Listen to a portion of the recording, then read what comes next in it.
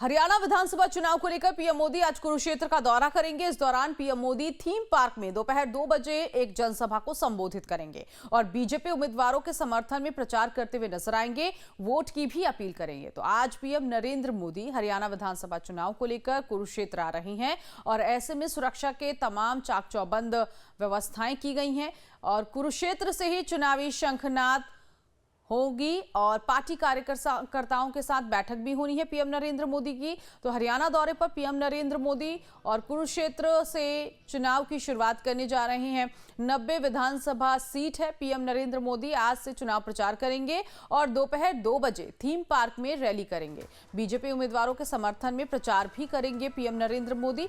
तो चुनावी आगाज पीएम का हो चुका है। बीजेपी ने स्टार प्रचारकों की लिस्ट जारी कर दी है जिसमें पीएम नरेंद्र मोदी का भी नाम शामिल है और पीएम कुरुक्षेत्र से चुनाव का शंखनाद करने जा रही हैं।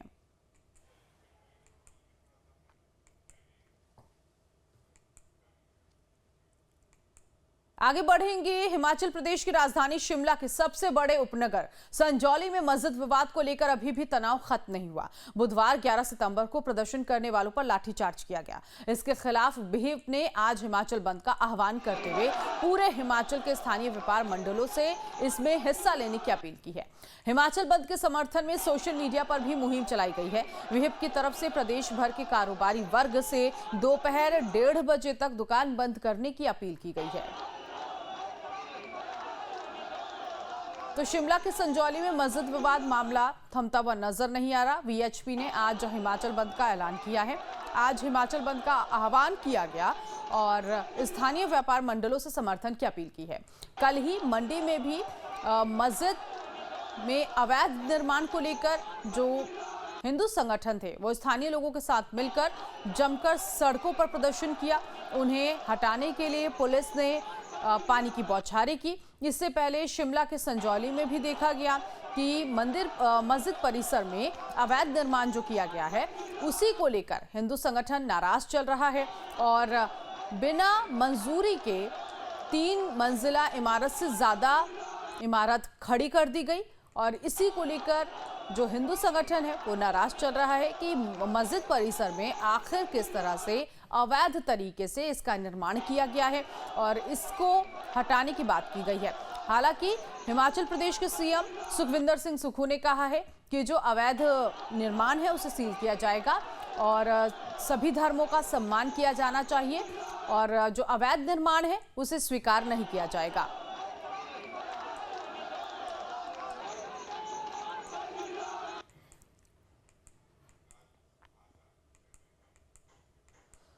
हिंदी के राजभाषा बनने के 75 वर्ष पूरे होने के उपलक्ष्य में नई दिल्ली स्थित भारत मंडपम में चौथा अखिल भारतीय राजभाषा सम्मेलन आयोजित किया जा रहा है। इस मौके पर गृह मंत्री अमित शाह राजभाषा हीरक जयंती के अवसर पर विशेष रूप से तैयार किए गए राजभाषा भारती पत्रिका के हीरक जयंती विशेषांक का लोकार्पण करेंगे। अमित शाह हीरक जयंती को यादगार बनाने के लिए स्मारक डाक टिकट और स्मारक सिक्के का भी लोकार्पण करेंगे। तो राजभाषा हीरक जयंती समारोह मनाया जाएगा। ऐसे में स्मारक डाक टिकट और स्मारक सिक्का जारी किया जाएगा क्योंकि दिल्ली में राजभाषा हीरक जयंती समारोह आज और चतुर्थ अखिल भारतीय राजभाषा सम्मेलन का उद्घाटन केंद्रीय गृह मंत्री अमित शाह के हाथों होना है। राजभाषा भारती पत्रिका के हीरक जयंती विशेषांक का विमोचन करेंगे। स्मारक डाक टिकट और सिक्का भी जारी करेंगे अमित शाह। भारतीय भाषा अनुच्छेद का उद्घाटन भी होगा।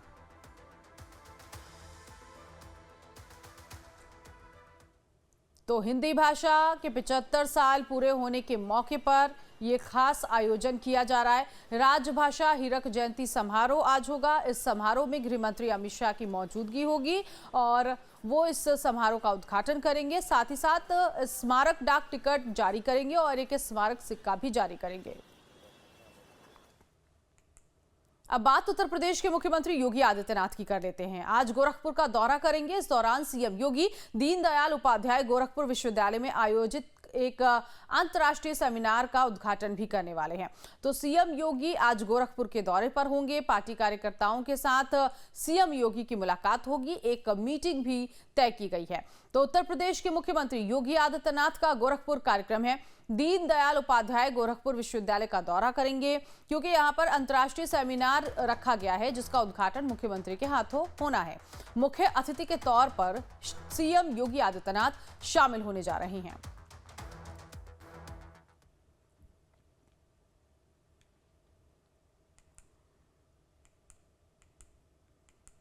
उधर उपराष्ट्रपति जगदीप धनखड़ आज महाराष्ट्र का दौरा करने वाले हैं। इस दौरान उपराष्ट्रपति एल्फिंस्टन टेक्निकल हाई स्कूल का उद्घाटन करेंगे। उपराष्ट्रपति के दौरे को लेकर सुरक्षा के पुख्ता इंतजाम किए गए हैं। तो बड़ी जानकारी इस वक्त हम आपको बता रहे हैं। उपराष्ट्रपति जगदीप धनखड़ को लेकर ये खबर मिल रही है कि महाराष्ट्र का दौरा आज उनका है और इस दौरे के दौरान उपराष्ट्रपति एल्फिंस्टन टेक्निकल हाई स्कूल का उद्घाटन करेंगे और उनके दौरे को लेकर सुरक्षा के पुख्ता इंतजाम भी किए गए हैं। 2 दिवसीय महाराष्ट्र का दौरा है। डिजिटल टावर का उद्घाटन उपराष्ट्रपति जगदीप धनखड़ के हाथों होना है। तो महाराष्ट्र कार्यक्रम क्या कुछ है वो आपको बता देते हैं। मुंबई और नागपुर के 2 दिवसीय दौरे पर उपराष्ट्रपति जगदीप धनखड़ मुंबई के राजभवन जाएंगे और फिर 15 सितंबर को मुंबई के एल्फिंस्टन टेक्निकल हाई स्कूल का उद्घाटन करेंगे।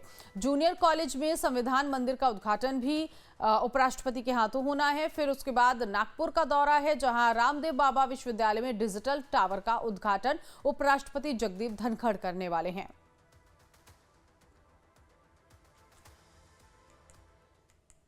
और आज से 18 सितंबर तक भारत की कई जगहों पर बैंक बंद रहेंगे। भारत में त्योहार का सीजन शुरू हो चुका है। इस वजह से बैंकों में लगातार 5 दिनों की छुट्टी रहने वाली है।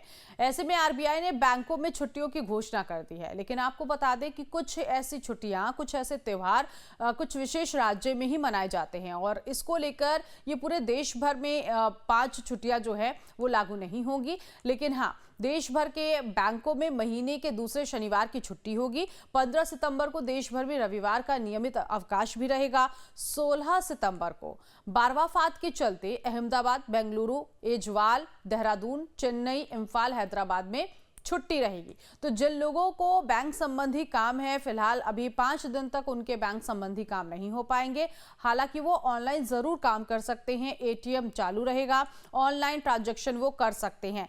लेकिन अब कौन कौन से दिन बैंक बंद रहेंगे और कारण क्या है वो आपको बता देते हैं। देश भर के बैंकों में महीने के दूसरे शनिवार की वजह से आज छुट्टी है।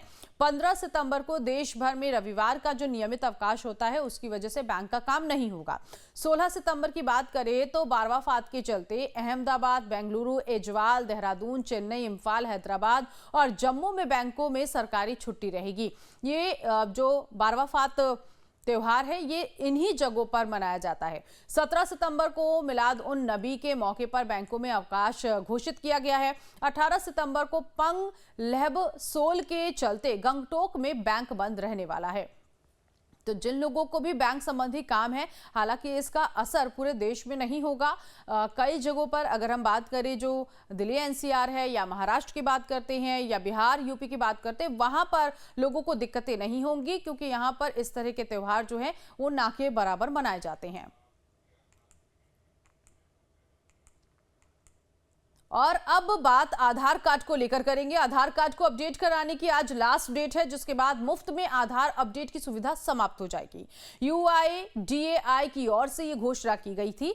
आधार अपडेट के लिए फ्री सर्विस केवल कुछ समय के लिए दी जा रही है। तय समय के पूरा होने के बाद फिर से फीस करीब 50 रुपए लागू हो जाएगी। ये फ्री सर्विस ऑनलाइन तरीके से ही उपलब्ध है, जबकि ऑफलाइन आधार केंद्र पर जाकर अपडेट करवाने के लिए पहले की तरह ही चार्ज लिया जाएगा।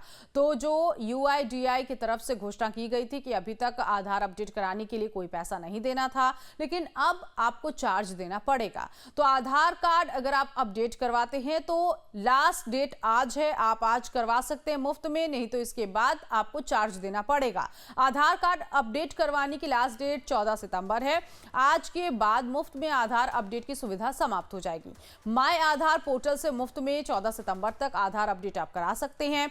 ऑनलाइन आप आधार अपडेट कराते हैं और 50 रुपए आपको अब शुल्क देना होगा, यानी कि 14 सितंबर के बाद चार्ज लिया जाएगा।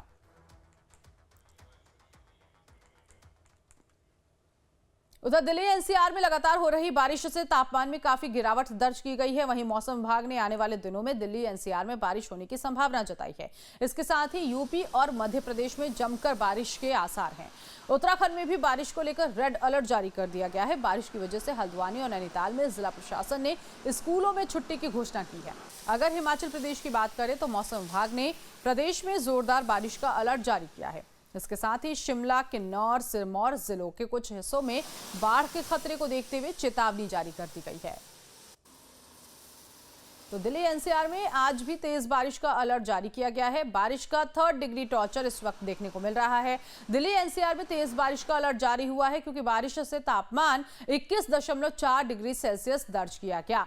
कल भी लगातार काफी देर तक बारिश होती रही और आज भी इसी तरह से मौसम बना हुआ है।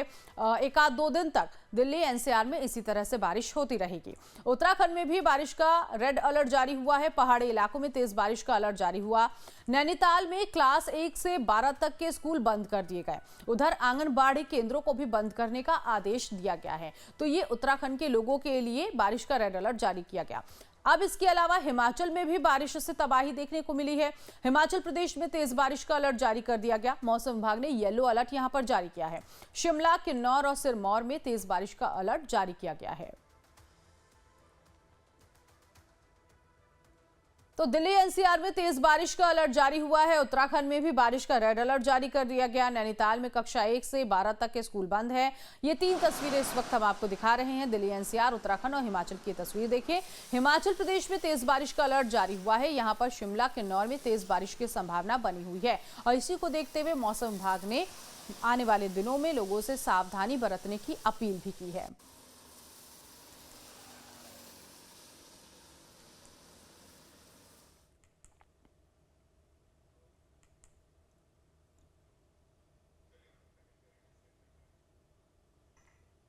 उधर मौसम विभाग ने आने वाले दिनों में प्रदेश की राजधानी देहरादून और पहाड़ी इलाकों में तेज बारिश की आशंका जाहिर की है। मौसम विभाग ने तेज बारिश को लेकर लोगों से सतर्क रहने की अपील की है। एक रिपोर्ट आपको दिखाते हैं। मध्य भारत में बने दबाव की वजह से अगले 2 से 3 दिनों में उत्तराखंड में भारी बारिश होने का अनुमान है। मौसम विभाग ने कहा कि राज्य में 12 से 14 सितंबर तक हल्की से मध्यम बारिश हो सकती है, जबकि अलग अलग इलाकों में भारी से बहुत ज्यादा भारी बारिश होने के आसार हैं। ये कह सकते हैं कि 2 दिन काफ़ी एक्टिविटी है उत्तराखंड में, जो है भारी वर्षा, बहुत भारी वर्षा मिलने की संभावना है। उसके बाद फिर 14 तारीख से जो है वर्षण में कमी की संभावना है। तो इसमें जो है कुमाऊं में अनेक स्थानों में मिल सकती है हल्की से मध्यम वर्षा, जबकि गढ़वाल में कुछ स्थानों पे हल्की से मध्यम वर्षा मिल सकती है और इसमें जो है इक्का दुक्का स्थान पे भारी वर्षा भी मिल सकती है। देहरादून और अल्मोड़ा समेत उत्तराखंड के कई हिस्सों में गुरुवार सुबह से मध्यम बारिश हो रही है। मौसम विभाग ने ये भी चेतावनी दी है कि बारिश की वजह से बाढ़ आ सकती है। निचले इलाकों में पानी भर सकता है, जिससे खासकर शहरी इलाकों में अंडरपास बंद हो सकते हैं। आगे बढ़ेगी और अब बात करेंगे खेल की दुनिया को लेकर। भारतीय राष्ट्रीय हॉकी टीम बनाम पाकिस्तान की राष्ट्रीय हॉकी टीम के बीच आज रोमांचक मुकाबला खेला जाएगा। एशियन चैंपियंस ट्रॉफी 2024 में टीम इंडिया और पाकिस्तान के बीच ये मोकी ट्रेनिंग बेस में दोपहर 1:15 से खेलना शुरू हो जाएगा और फैंस भी इस मुकाबले का बेसब्री से इंतजार कर रहे हैं। इस टूर्नामेंट में टीम इंडिया और पाकिस्तान की टीमें 350 दिन बाद भिड़ने वाली हैं। पिछली बार दोनों टीमें इसी टूर्नामेंट में 30 सितंबर 2023 को मुकाबला खेलते हुए नजर आई थी। टीम इंडिया टूर्नामेंट में 4 जीत और 12 अंक के साथ पॉइंट्स टेबल पर पहले नंबर पर है। वहीं पाकिस्तानी टीम ने 3 मुकाबले में 2 ड्रॉ खेले हैं और 1 में जीत दर्ज की है। इसके साथ ही 5 अंक के साथ वो टेबल में दूसरे नंबर पर है। तो एशियन चैंपियंस ट्रॉफी में ये मुकाबला होने जा रहा है। 350 दिनों के बाद पाकिस्तान और भारत के बीच ये टूर्नामेंट खेला जाएगा। हरियाणा विधानसभा चुनाव का बिगुल बज चुका है। सभी राजनीतिक दल अपनी अपनी तैयारियों में काफी ज्यादा मशरूफ हैं, लेकिन अगर बात की जाए हरियाणा की कुछ सीटों की, तो इस बार हरियाणा के 2 पूर्व मुख्यमंत्रियों के परिवार आमने सामने हैं। वो एक दूसरे को चुनावी अखाड़े में मात देते हुए दिखाई देंगे। इस वजह से ये मुकाबला काफी दिलचस्प माना जा रहा है। चलिए आपको बताते हैं हरियाणा में इस बार चाचा भतीजा और दादा पोता कौन है और किस सीट पर आमने सामने की भिड़ंत देखने को मिल रही है।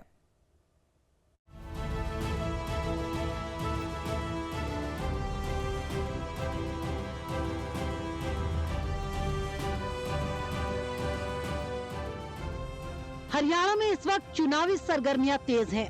सूबे में 5 अक्टूबर को एक ही चरण में विधानसभा चुनाव होने हैं, लेकिन इस बार कई सीटों पर चेहरों ने सियासी लड़ाई को बेहद दिलचस्प बना दिया है, क्योंकि कई सीटों पर परिवार के सदस्य ही आमने सामने हैं। हरियाणा विधानसभा चुनाव में रिश्तों में मुकाबला जोरदार देखा जाएगा। कहीं चाचा भतीजा तो कहीं दादा और पोता है आमने सामने, तो मुकाबला दिलचस्प होना तो लाजमी है ही। हरियाणा विधानसभा चुनाव की अब तक की जो तस्वीर सामने आई है, उससे पता चलता है कि इस बार कई सीटें ऐसी हैं जिन पर एक ही परिवार के सदस्य आमने सामने हैं, और ये सभी सीटें हरियाणा की हाई प्रोफाइल सीटों में शुमार हैं। इस बार 4 सीटों पर मुकाबला काफी रोचक होने वाला है। आप सोच रहे होंगे कि ये सीटें आखिर हैं कौन सी, तो चलिए बताते हैं आपको। ये सीटें सिरसा जिले की डबवाली और रानिया सीट, इसके अलावा इस लिस्ट में भिवानी की तोशाम सीट और मेवात की पुन्हाना सीट भी शामिल है। इनमें कुछ सीटों पर राज्य के पूर्व मुख्यमंत्रियों के परिवार वाले अलग अलग राजनीतिक दलों से आमने सामने हैं, तो कुछ और अपनों के ही खिलाफ चुनावी जंग लड़ेंगे। बात सबसे पहले सबसे दिलचस्प मुकाबले की, जो माना जा रहा है कि सिरसा जिले की रानिया विधानसभा सीट पर होगा, क्योंकि रानिया पर भी चुनावी जंग अपनों के ही बीच होगी। इस सीट पर मुकाबला होगा दादा का पोते से। रानिया से इनेलो ने देवीलाल के पड़पोते और पार्टी के वरिष्ठ नेता अभय सिंह चौटाला के बेटे अर्जुन चौटाला को अपना चेहरा बनाया, तो वहीं देवीलाल के बेटे रणजीत चौटाला निर्दलीय ही चुनावी मैदान में कूद पड़े। वो रानिया विधानसभा सीट से टिकट चाहते थे, लेकिन बीजेपी ने उन्हें टिकट नहीं दिया। सो नाराज होकर रणजीत ने पार्टी से इस्तीफा दिया और अब इसी सीट से निर्दलीय ताल ठोक दी। रानिया में 2019 में रणजीत सिंह चौटाला निर्दलीय उम्मीदवार के तौर पर जीते थे और उन्होंने बीजेपी को समर्थन दे दिया था। वो बीजेपी सरकार में 5 सालों तक बिजली और जेल जैसे विभागों के मंत्री भी रहे। रानिया में इंडियन नेशनल लोकदल यानी इनेलो ने अपने वरिष्ठ नेता अभय चौटाला के बेटे अर्जुन चौटाला को उम्मीदवार बनाया। अर्जुन का ये पहला चुनाव है, तो वो भी इसे जीतने में पूरी जी जान लगा देंगे। चलिए अब आपको बताते हैं कि सिरसा जिले की ही डबवाली सीट पर कौन है आमने सामने और यहाँ पर किस रिश्ते में है सियासी जंग। डबवाली सीट की बात करें तो मुकाबला यहाँ भी परिवार के सदस्यों के बीच ही है। यहाँ चौटाला परिवार के 2 सदस्य आदित्य देवीलाल चौटाला और दिग्विजय चौटाला आमने सामने होंगे। ये दोनों रिश्ते में चाचा भतीजे लगते हैं और चाचा भतीजे की ये लड़ाई इस चुनावी मुकाबले को और ज्यादा रोचक बनाएगी। यहाँ देवीलाल के पोते आदित्य देवीलाल इंडियन नेशनल लोकदल के उम्मीदवार हैं, तो उनके सामने जननायक जनता पार्टी के दिग्विजय सिंह चौटाला हैं। ये दोनों रिश्ते में चाचा भतीजे लगते हैं। देवीलाल की पार्टी इनेलो से निकलकर बनी जननायक जनता पार्टी यानी जेजेपी ने डबवाली सीट पर अपने प्रधान महासचिव दिग्विजय चौटाला को टिकट दिया है। दिग्विजय चौटाला ओम प्रकाश चौटाला के छोटे बेटे अजय सिंह चौटाला के बेटे हैं। वहीं इस सीट पर बीजेपी से बगावत करने वाले आदित्य देवीलाल को इनेलो ने टिकट दे दिया है। आदित्य देवीलाल चौटाला चौधरी देवीलाल के बेटे जगदीश चौटाला के बेटे हैं। वो रिश्ते में ओम प्रकाश चौटाला के भतीजे लगते हैं। आदित्य बीजेपी सरकार में कई अहम ओहदों पर रह चुके हैं। उन्होंने 2019 का चुनाव भी इसी सीट से लड़ा था, लेकिन उन्हें कांग्रेस के अमित सिहाग के हाथों हार का सामना करना पड़ा था। बीजेपी ने इस सीट पर इस बार सरदार बलदेव सिंह मांगियाना को मैदान में उतारा है, जबकि कांग्रेस ने फिर से अमित सिहाग पर भरोसा जताया। आदित्य देवीलाल के सबसे छोटे बेटे जगदीश के बेटे हैं, तो दिग्विजय चौटाला पूर्व उप मुख्यमंत्री दुष्यंत चौटाला के भाई हैं। हरियाणा की राजनीति में बात करते ही 3 लाल का जिक्र जरूर आता है। इन्हीं में से एक बंसीलाल हैं, जिनकी सियासी विरासत के लिए मुकाबला इस बार के चुनाव में देखने को मिलेगा। और ये सियासी लड़ाई भिवानी जिले की तोशाम सीट पर होगी, जहां चचेरे भाई बहन आमने सामने हैं। जहां बीजेपी ने तोशाम सीट से विधायक रही किरण चौधरी की बेटी और पूर्व सांसद श्रुति चौधरी को विधानसभा चुनाव में उतारा, तो कांग्रेस ने बंसीलाल के पोते और रणबीर महेंद्रा के बेटे अनिरुद्ध चौधरी को टिकट दे दिया। तो ऐसे में तोशाम में दोनों बंसीलाल की राजनीतिक विरासत हासिल करने की लड़ाई लड़ रहे हैं। भले ही अनिरुद्ध का ये पहला चुनाव होगा, तो लाजमी है कि वो इसमें कोई कोर कसर नहीं छोड़ेंगे। जहां पहले कभी श्रुति चौधरी ने कांग्रेस में कार्यकारी अध्यक्ष पद पर रहते हुए बीजेपी के खिलाफ लड़ाई लड़ी थी, तो अब वो उसी बीजेपी के टिकट पर लोगों से वोटों की अपील करती दिखाई दे रही हैं। बात मेवात जिले की पुन्हाना सीट की करें तो यहाँ मुकाबला दो भाइयों के बीच होगा। यहाँ कांग्रेस ने मौजूदा विधायक इलियास खान को मैदान में उतारा, तो बीजेपी ने इलियास के सामने उनके ही चचेरे भाई एजाज खान को चुनावी लड़ाई के लिए उतार दिया। एजाज उन दो मुस्लिम उम्मीदवारों में है जिन्हें बीजेपी ने हरियाणा में टिकट दिया। इस बार हरियाणा विधानसभा चुनाव में कई रिश्ते एक दूसरे को सियासी मात देते दिखाई देंगे, लेकिन किसको मिलेगी जीत और किसे हार, ये तो आने वाला वक्त ही बताएगा। Bureau report, live times.